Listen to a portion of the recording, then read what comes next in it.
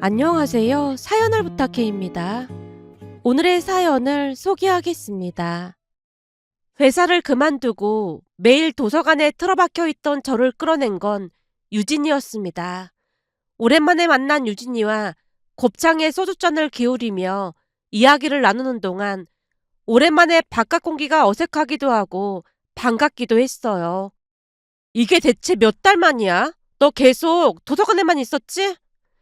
유진이의 한마디에 제가 쓴웃음을 지으며 고개를 끄덕였습니다. 백수인데 집에 있으면 우리 엄마 속 터질 거 아니야. 그래서 그냥 눈에 안 띄는 게 평화를 지키는 길 같아서 내내 도서관에서 살았어. 유진이가 잔을 내려놓고 저를 가만히 바라봤어요. 너도 눈치 보느라 고생이다.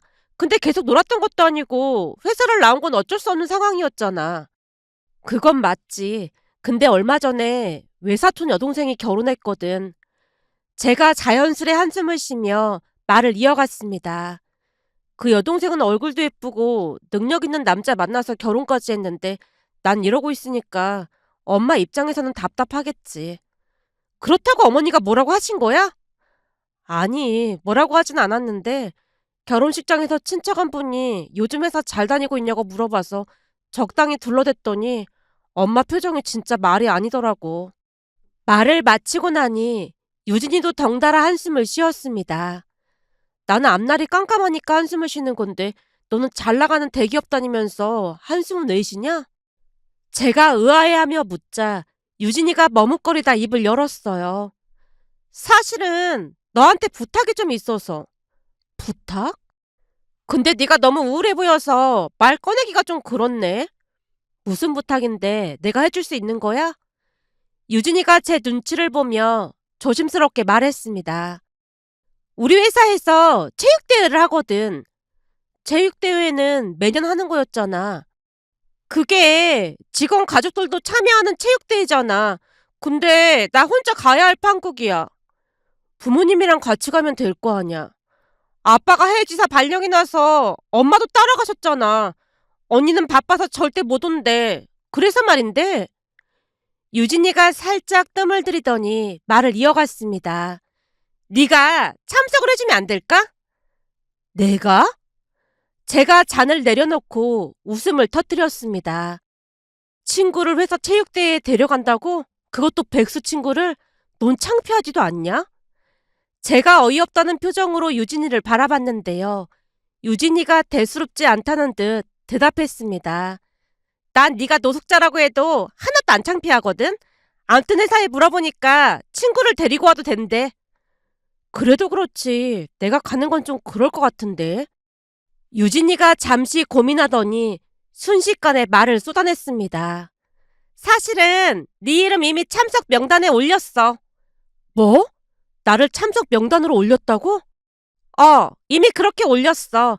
아마도 김유진 가로 열고 친구로 표기되어서 이름표가 나올 거야. 얘가 진짜 미쳤네. 제가 흥분한 채 외쳤는데요. 유진이가 다급한 목소리로 저를 달랬습니다. 사랑하는 내 친구 서연아, 흥분하지 말고 내 말 좀 들어봐. 대신에 체육대회 끝나면 내가 건우 대리님이랑 소개팅 해줄게. 건우 대리님이라고 하면 그때 말한 그 훈남 대리? 맞아. 키도 크고 잘생겼다고 했던 그 훈남 대리님. 진짜지? 진짜 소개팅 해줄 거지? 약속할게. 유진이가 손가락까지 걸고 약속을 다짐했습니다. 그렇게 저는 정말 뜬금없이 유진이네 회사 체육대회에 참석하게 되었어요.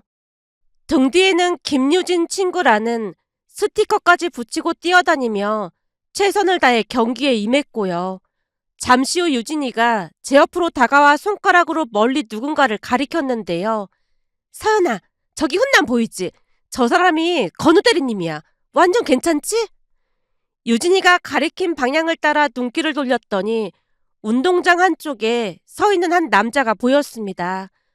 얼굴이 연예인처럼 잘생긴 편은 아니었지만 선한 인상이 마음을 편안하게 만들었다고 해야 할까요?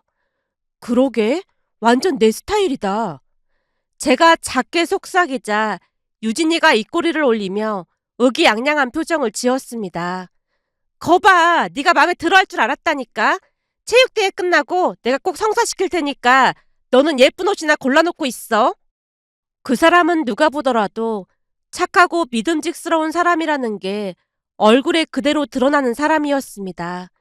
그날 체육대회는 그렇게 마무리됐고 피곤한 몸을 이끌고 집으로 돌아왔는데요. 집에 들어서자마자 엄마가 저를 보고 눈이 휘둥그레졌습니다.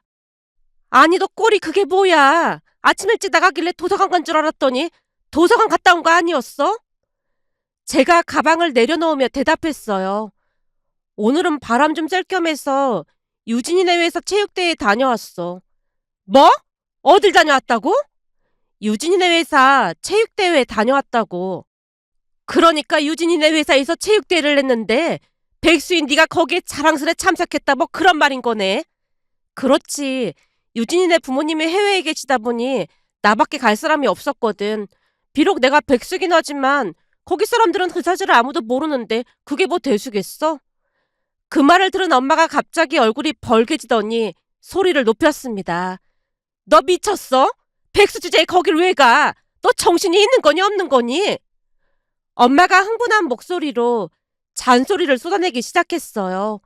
제가 급히 손을 들며 엄마를 진정시키려 했습니다. 엄마, 잠깐만. 내가 거길 간 이유가 있으니까 진정하고 내 말 좀 들어봐. 엄마가 팔짱을 끼고 노려봤어요. 거길 간 이유가 있다니, 그건 또 무슨 소리야? 제가 숨을 고르고 천천히 말을 꺼냈습니다. 사실은 유진이가 소개팅을 해주겠대. 그 회사 대리인데 겸사겸사 가서 살짝 얼굴 보고 온 것뿐이야. 그 말을 들은 엄마의 표정이 눈에 띄게 변했어요. 뭐? 유진이네 회사 거기 대기업 아니야? 빙고. 그리고 엄마가 좋아할 만한 인상이더라니까. 엄마가 살짝 기대에 찬 눈빛으로 저를 바라보며 물었습니다. 내가 좋아할 만한 인상이라니? 어떤데 그래? 딱 보자마자 난 선한 사람이요 라고 얼굴에 써 있었어. 엄마가 항상 착하고 배려심 많은 사람을 만나야 한다고 했잖아. 건우 대리님이 딱 그래 보였어. 엄마가 언제 화를 냈냐는 듯이 갑자기 제 옆에 바짝 붙어 앉았습니다. 그게 정말이야? 키는 어때? 성격은? 나이는 몇 살이야? 엄마가 온갖 질문을 쏟아내며 관심을 보였어요. 그리고 며칠 뒤 유진이에게서 전화가 걸려왔습니다. 유진이의 목소리는 평소보다 더 신이 나 있었는데요. 서연아, 건우 대리님이 소개팅 해보겠다고 했어. 진짜? 정말로 소개팅 한다고 했어? 글쎄 그렇다니까. 이번엔 진짜야. 이왕 이렇게 된 거 날짜를 빨리 잡자. 이번 주 주말 어때?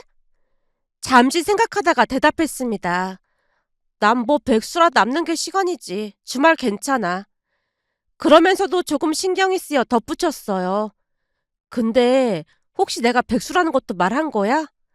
유진이가 약간 당황한 듯 웃음을 섞어 대답했습니다. 얘는 네가 백수는 왜 백수야? 이직 준비 중인 거지. 그리고 그 문제는 별로 신경 안 쓰는 것 같더라고. 그 말을 듣고 나서야 안도의 한숨이 나왔습니다. 정말? 요즘 남자들 대부분이 맞벌이를 원하는 분위기라고 하던데 좀 신기하네. 근데 얼굴도 그 정도면 괜찮은 편이고 직업도 좋은 편인데 왜 아직도 여자친구가 없는 거야? 아무리 생각해봐도 그게 좀 이해가 안 되더라고. 제 말에 유진이가 잠깐 말을 멈추더니 조심스럽게 대답했어요. 글쎄, 작년에 소개팅 한번 했다고 하던데 성격이 안 맞아서 한 달 만에 헤어졌다나 봐. 근데 지금 그게 중요한 게 아니잖아. 어쨌든 소개팅 잡았으니까 이제 네가 준비만 잘하면 돼. 옷도 좀 신경 쓰고. 유진이의 말에 설레이는 목소리로 대답했습니다. 알겠어. 이번에는 제대로 준비해볼게. 전화를 끊고 나서 바로 옷장을 열어보며 고민하기 시작했어요. 며칠 뒤 소개팅 날이 되어서 약속한 시간에 맞춰 카페로 향했는데요. 기대 반 걱정 반인 마음으로 카페 문을 열고 들어가니 건우 씨가 이미 와 있었습니다. 제가 한눈에 알아보고 다가가자 그가 자리에서 일어나 밝게 웃었고 제가 인사를 건넸어요. 안녕하세요. 일찍 나오셨나 봐요. 혹시 많이 기다리셨어요? 아닙니다. 저도 10분 전에 도착했습니다. 그의 태도는 말 그대로 젠틀했다고 해야 할까요? 평소에도 나름 사람 보는 눈이 있다고 자부했지만 건우 씨는 첫 인상부터 믿음직스럽고 진중한 사람임에 분명해 보였습니다. 앉아서 차를 마시며 이야기를 나누다 보니 그가 제 말을 귀담아 들어주고 있다는 걸 금세 알 수 있었는데요. 제가 무슨 이야기를 해도 눈을 맞추고 고개를 끄덕이며 미소 띤 얼굴로 제 말을 경청했습니다. 그런 태도 덕분인지 저도 모르게 마음이 열리며 편안해졌어요. 그와의 대화는 끊임없이 이어졌고 우리는 차를 마신 뒤 함께 식사를 하러 갔습니다. 식사를 마친 뒤에도 한참 동안 이야기를 나눴는데요. 시간이 어떻게 흘렀는지 모를 정도로 편안하고 즐거운 만남이었어요. 그렇게 집에 돌아오니 엄마가 기다렸다는 듯 물었습니다. 어때? 사랑 괜찮아 보였어? 저도 모르게 그 사람 칭찬부터 새어나왔어요. 사람은 진짜 괜찮더라고. 근데 그런 사람이 날 마음에 들어 할까 싶어. 마음에 안 들었으면 이렇게 오래 같이 있었겠어? 엄마가 볼 땐 그 사람도 마음에 들어서 지금껏 있었던 것 같으니까 걱정하지 마. 그런가? 암튼 사람은 완전 괜찮았어. 내가 유진이한테 한번 물어볼게. 방으로 들어가자마자 유진이에게 전화를 걸었고 전화가 연결되자 유진이가 기다렸다는 듯 목소리를 높였습니다. 서연아, 건우 대리님이 너 완전 마음에 든대. 순간 심장이 두근거렸습니다. 정말로 내가 마음에 든다고 했다고? 그래, 성격도 쾌활하고 무엇보다도 사랑받고 자란 느낌이 들어서 아주 마음에 든다고 하더라고. 제가 피식 웃으며 말했습니다. 내가 사랑받고 자란 건 맞긴 하지. 근데 그런 게 느껴졌나 보네. 네 성격이 워낙 밝고 긍정적이잖아. 건우 대리님은 신중하고 조용한 편이니까 너 같은 성격이 더 매력적으로 보였나 봐. 그리고 너 인사 잘하는 것도 마음에 들었대. 그 말에 의아해진 채 물었습니다. 인사를 잘하다니? 그건 또 무슨 말이지? 카페랑 식당에 갔을 때 직원들한테 꼬박꼬박 감사합니다, 잘 먹었습니다 라고 인사했다며 그게 엄청 인상적이었다나 봐. 건우 대리님 말로는 그런 배려심이 있는 사람이라면 마음이 따뜻한 사람임에 분명하다고 했어. 인사하는데 돈이 드는 것도 아니고 그냥 하면 다들 기분이 좋아질 것 같아서 하는 건데 그게 칭찬받을 일인 건가? 그 행동 자체가 배려라는 거지. 솔직히 네가 배려심이 많은 건 나도 인정해. 유진이의 말을 곱씹으면서도 마음 한편으로는 뿌듯함이 밀려왔는데요. 평소 별 생각 없이 하던 행동이 누군가에게 좋은 인상으로 남았다는 게 조금 의아하기도 했지만 뿌듯한 마음이 더 컸습니다. 그렇게 다음날 건우 씨에게서 문자가 왔는데요. 다음에 다시 만나 뵙고 싶습니다라는 문자를 보며 설렘 가득한 마음으로 다음 만남을 준비하기 시작했어요. 그렇게 우리는 좋은 만남을 이어갔고 결국 연인 사이가 되었는데요. 건우 씨와 연인이 되고 나서 우리는 점점 더 가까워졌습니다. 서로에 대해 알아가며 편안하고 즐거운 시간들을 보냈으니까요. 그러던 어느 날은 남자친구가 어렵게 말을 꺼냈어요. 저기 주말에 영화 보기로 한 거 취소해야 할 것 같은데 어쩌지? 무슨 급한 일 생긴 거야? 제 물음에 남자친구가 살짝 망설이며 대답했습니다. 그게 깜빡 잊고 있었는데 제사가 있더라고. 내가 우리 집안 장손이라 웬만하면 참석을 해야 하거든. 더군다나 주말이다 보니까 꼭 참석을 해야 할 것 같아서 말이야. 장손? 그 단어가 귀에 꽂혔고 제가 놀라서 물었는데요. 남자친구가 기어들어가는 목소리로 대답했어요. 어, 내가 장손이야. 장손이면 제사에 전부 참석해야 하는 거야? 우리 집은 제사를 따로 지내지 않아서 그런 건 잘 몰라서 말이야. 남자친구가 잠시 머뭇거리더니 조심스럽게 입을 뗐습니다. 사실 우리 집이 종갓집이야. 그래서 제사가 좀 많은 편이야. 종갓집? 제게는 그 단어가 너무나 낯설게만 느껴졌어요.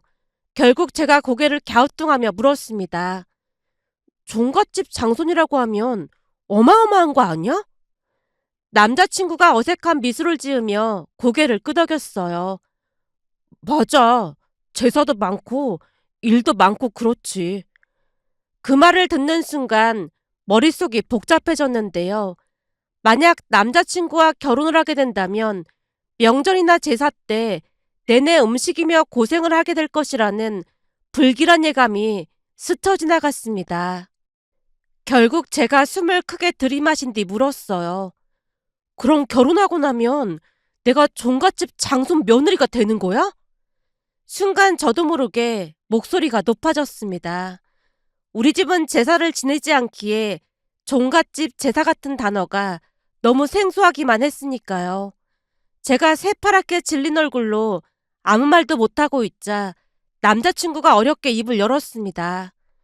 사실은 그 문제 때문에 선을 볼 때마다 차였어.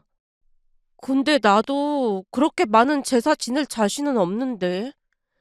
제가 고개를 숙인 채 안절부절 못하자 남자친구가 제 표정을 살피더니 갑자기 휴대폰을 꺼내들었습니다. 그 모습을 보고 의아해하며 물었어요. 건우 씨, 어디로 전화하는 거야? 남자친구가 저를 향해 손짓하며 대답했습니다. 잠깐만 기다려봐. 그러더니 전화를 걸고는 스피커폰으로 바꾸고 누군가와 통화를 시작했어요. 엄마, 저예요. 건너편에서 부드러운 중년 여성의 목소리가 들려왔습니다. 갑자기 웬일이니? 순간 긴장하며 스피커폰에서 무슨 말이 흘러나올지 기다렸는데요.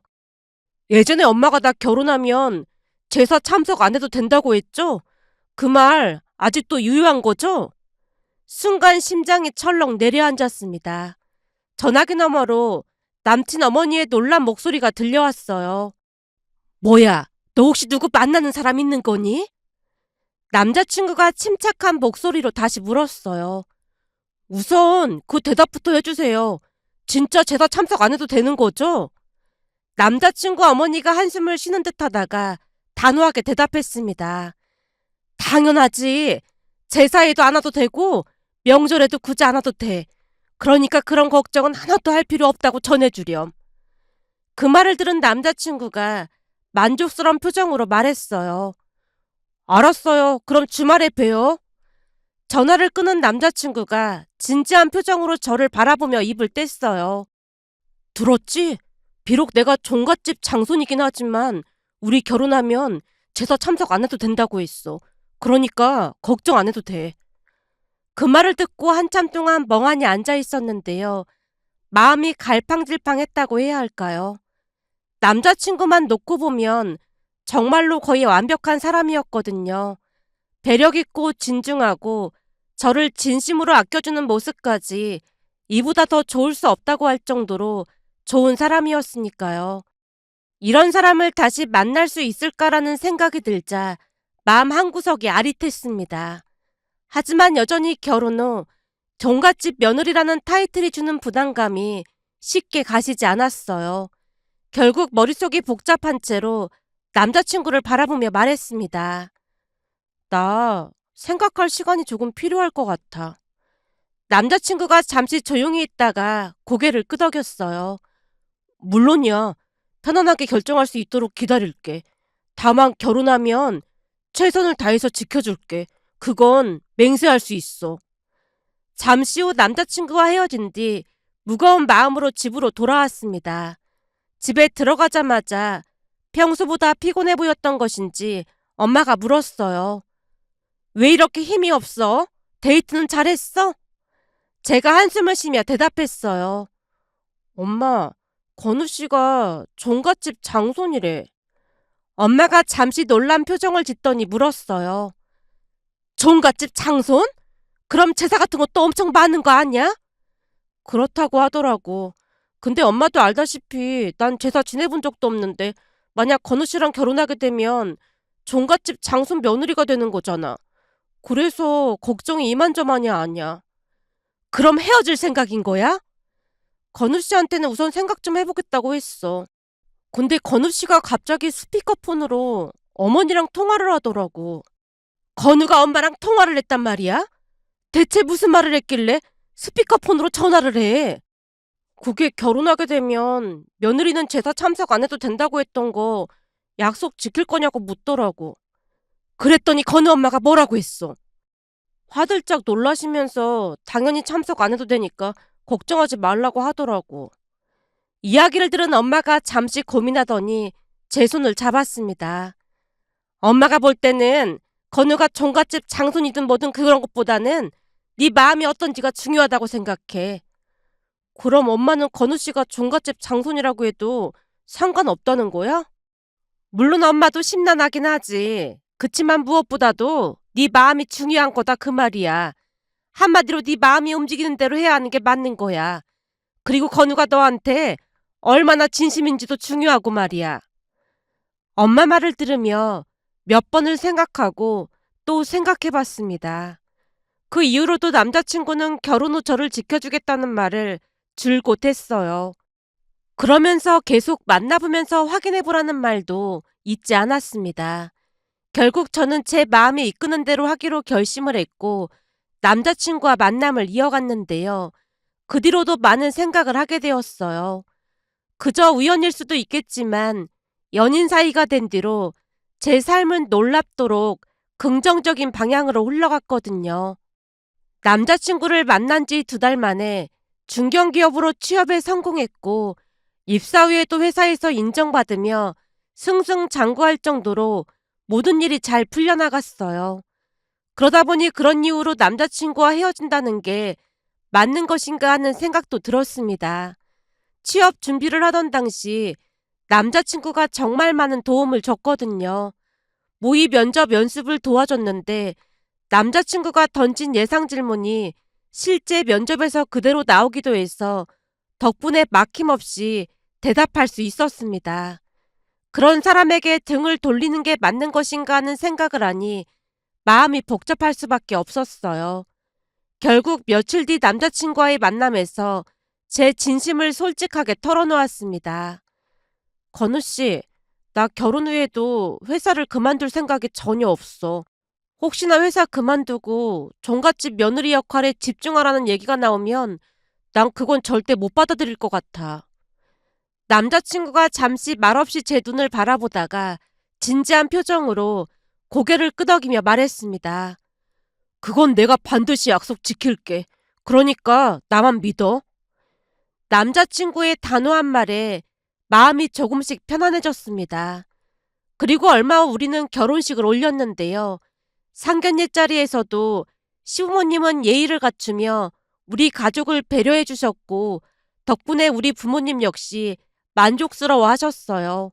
그런데 결혼식 날부터 신기한 일들이 일어나기 시작했습니다.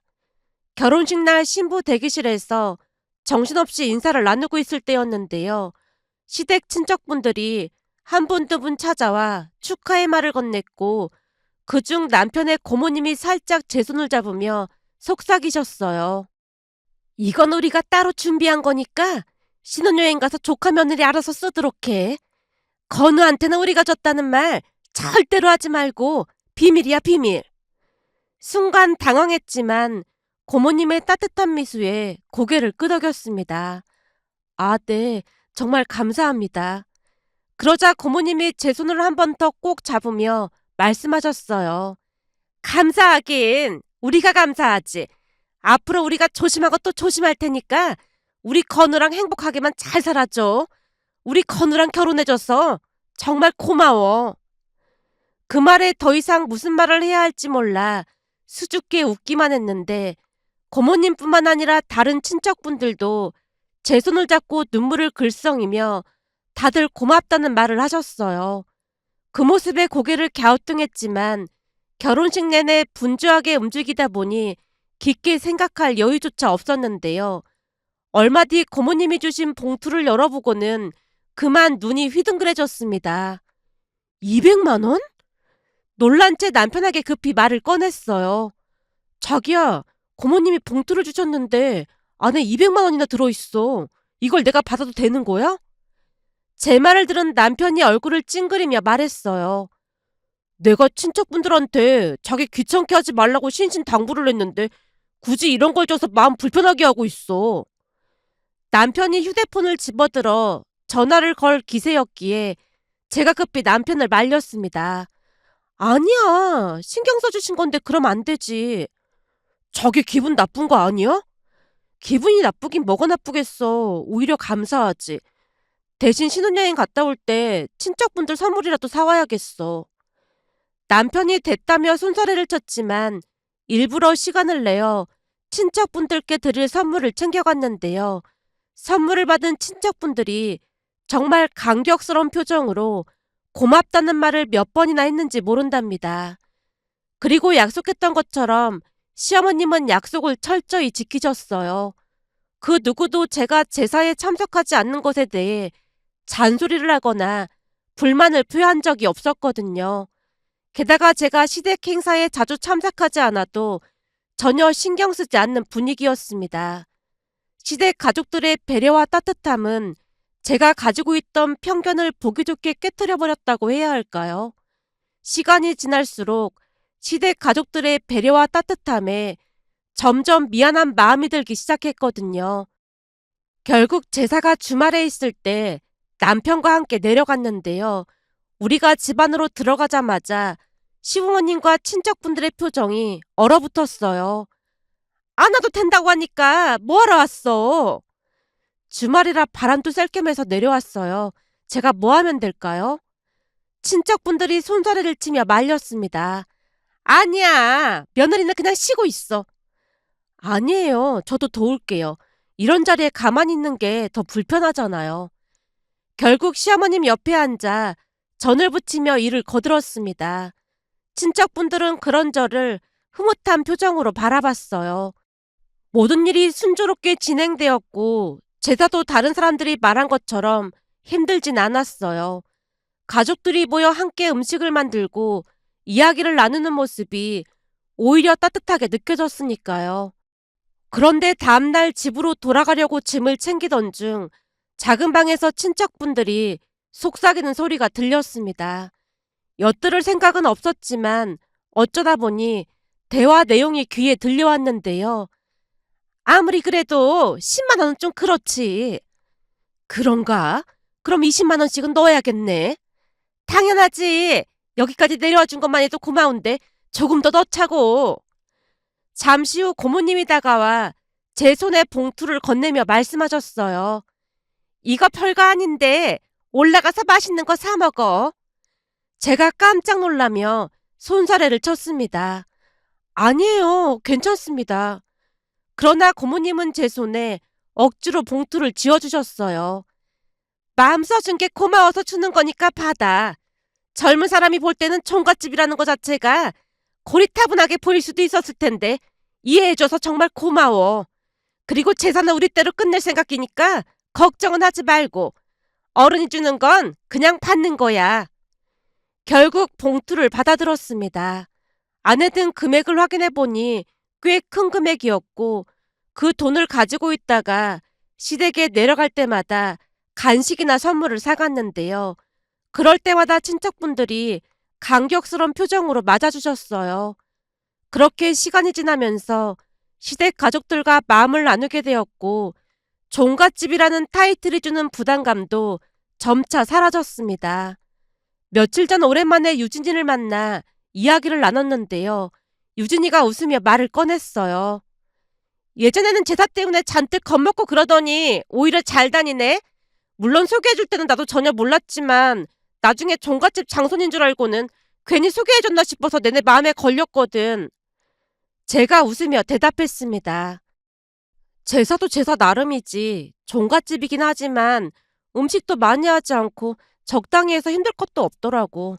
그리고 우리 시댁 가족들 사이가 너무 좋아서 같이 있으면 항상 즐거워. 너한테 이런 얘기해도 될지 모르겠지만 전에 건우 씨가 소개팅했다가 차였다고 했잖아. 그 사람이 우리 회사 직원이었더라고. 그 말에 깜짝 놀라 물었습니다. 진짜?